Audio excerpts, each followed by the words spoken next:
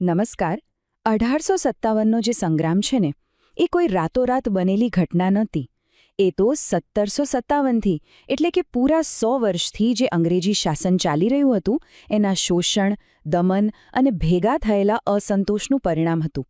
સમજો કે આ એક એવી ચિનગારી હતી જેણે આખા દેશમાં આગ લગાડી દીધી. તો ચાલો આજે આપણે આ ઐતિહાસિક બળવાનની પાછળના કારણોને જરા ઊંડાણપૂર્વક સમજીએ. આ શબ્દો પર ધ્યાન આપજો. આ શબ્દો છે ગવર્નર જનરલ કેનિંગના, જે તેમણે સંગ્રામના બરાબર 1 વર્ષ પહેલા 1856માં કહ્યા હતા. અને એમની આ વાત કેટલી ભયાનક રીતે સાચી પડી. આ શબ્દો જાણે કે ભવિષ્યમાં આવનારી એક મોટી આંધીનો ઇશારો કરી રહ્યા હતા. એ સમયે શાંતિ તો ફક્ત ઉપરથી દેખાતી હતી, પણ અંદરખાને તો એક મોટું વાવાઝોડું આકાર લઈ રહ્યું હતું. તો આજે આપણે આખી વાતના મૂળ સુધી જઈશું. આપણે સ્ટેપ બાય સ્ટેપ સમજીશું. પહેલા રાજકીય કારણો, એટલે કે રજવાડાઓનું શું થયું. પછી આર્થિક શોષણ, કે કેવી રીતે દેશને લૂંટવામાં આવ્યો. એ પછી લોકોના મનમાં જે સામાજિક અને ધાર્મિક ડર પેસી ગયો હતો એની વાત કરીશું.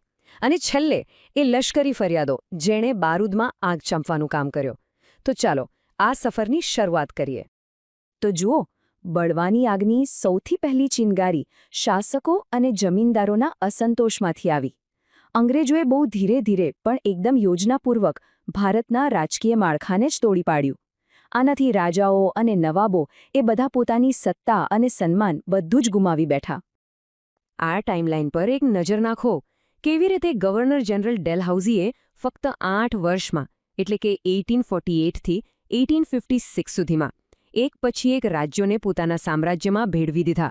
સતારા, ઝાંસી, નાગપુર અને છેલ્લે અવધ. આટલી ઝડપથી રાજ્યો ખાલસા થતા જોઈને ભારતીય શાસકોના મનમાં એક જ સવાલ ઉઠતો હતો: હવે પછી કોનો વારો? અંગ્રેજો પાસે રાજ્યો હડપ કરવાના તો જાતના બહાના હતા. ક્યારેક સીધું યુદ્ધ કરીને જીતી લે, તો ક્યારેક તમારા રાજ્યમાં વહીવટ બરાબર નથી એવો પોકળ આરોપ લગાવી દે. પણ સૌથી ખતરનાક હતી ડોક્ટ્રીન ઓફ લેપ્સ, એટલે કે ખાલસા નીતિ. એ મુજબ જો રાજાને પોતાનો પુત્ર ન હોય તો દત્તક પુત્રને વારસો ન મળે. ઝાંસીની રાણી લક્ષ્મીબાઈ આનો સૌથી મોટો દાખલો છે. નાના સાહેબ જેવા શાસકોનું તો પેન્શન જ બંધ કરી દીધું. હવે વિચારો કે જ્યારે શાસકોની આવી હાલત હોય તો સામાન્ય પ્રજાના મનમાં કેવો ડર બેસી ગયો હશે. હવે સવાલ એ છે કે રાજકીય નિયંત્રણનું મુખ્ય હેતુ શું હતો? સીધી વાત છે, ભારતનું આર્થિક શોષણ કરવું.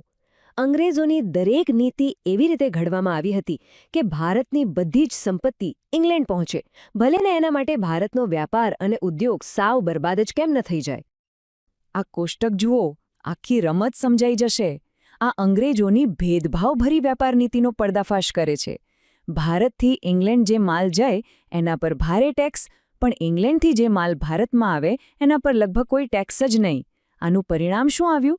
ભારતનું કાપડ પોતાના જ દેશમાં મોંઘું વેચાય અને બ્રિટનનું મશીનથી બનેલું કાપડ સસ્તું. આ એક જ નીતિએ ઢાકા અને સુરત જેવા જગવિખ્યાત કાપડ ઉદ્યોગના કેન્દ્રોને ખંડેર બનાવી દીધા અને લાખો કુશળ કારીગરોને બેકાર કરી દીધા. અને વાત અહીં જ નથી અટકતી. શોષણ ફક્ત વ્યાપાર પૂરતું નહોતું, વહીવટમાં પણ એ જ હાલત હતી. મોટી મોટી નોકરીઓ ફક્ત અંગ્રેજો માટે. ન્યાય મેળવવા જાઓ તો એ એટલું ખર્ચાળ અને ભ્રષ્ટ હતું કે સામાન્ય માણસ વિચારી પણ ન શકે. ખેડૂતો ભારે કરવેરાના બોજ નીચે દબાયેલા હતા. અને ઉપરથી 1801થી 1855 વચ્ચે જે ભયંકર દુષ્કાળો પડ્યા એમાં સરકારે કોઈ મદદ ન કરી. ટૂંકમાં સમાજનો દરેક વર્ગ પીડાઈ રહ્યો હતો. હવે આપણે એ કારણ પર આવીએ છીએ જેણે લોકોના દિલમાં સૌથી ઊંડો ઘા કર્યો. રાજકીય અને આર્થિક ગુલામી તો હતી જ, પણ એનાથી પણ વધારે લોકોને પોતાની સામાજિક પરંપરાઓ અને પોતાના ધર્મના અસ્તિત્વનો ભય લાગવા માંડ્યો હતો. આ જે શબ્દો છે ને, એ કોઈ નાની સૂની વ્યક્તિના નથી.